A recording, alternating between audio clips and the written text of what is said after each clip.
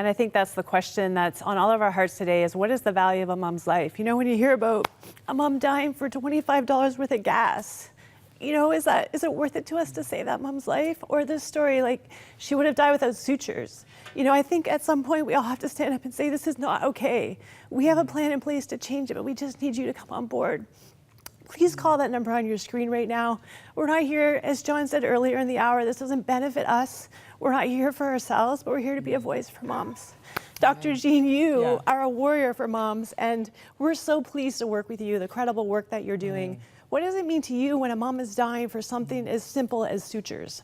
Yeah, well, you know, the emotion that you're feeling is very much what I also feel. It was interesting last night as my little Ugandan daughter, little orphan daughter, was watching the show here. She said she actually cried at the end. She says, "Mom, don't let the moms die."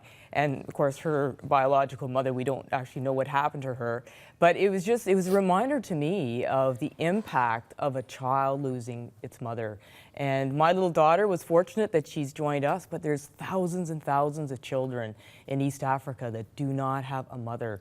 And what an impact that has on their lives. You know, we believe in sponsoring children, their education, all those sorts of things, but the best investment we can make in a community is saving mothers. And in this day and age, we lose very few mothers here in North America, very, very few. In my entire career as a medical doctor in Canada, I've been involved in one maternal death.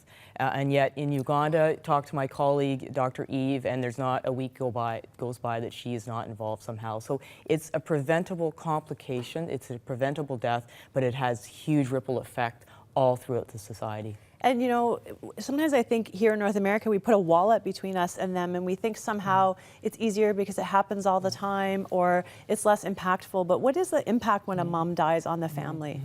Well, when the mother dies, often that baby that she's pregnant with will die. Either it's died already inside the womb or just afterwards because it can't be breastfed, it can't get the nutrition that it needs. She'll often leave 4 children behind. Those children, if they're under 5, they have 5 times more likely to die.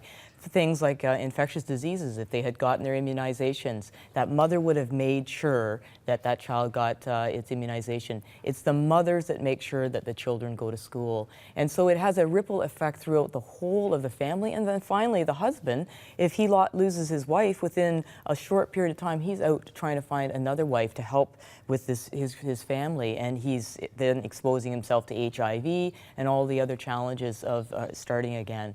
So it has a huge impact on the entire family, and of course that impacts the entire community. I think one of the most frustrating aspects of me when I was covering this is how simple so many of the solutions are and how much we actually can change this. And I don't want to lose sight of the hope as we're talking about the tragedy. I know that's what keeps you fueled all the time is the changes you're seeing, the things that you're fighting for, and the knowledge that you can fix this.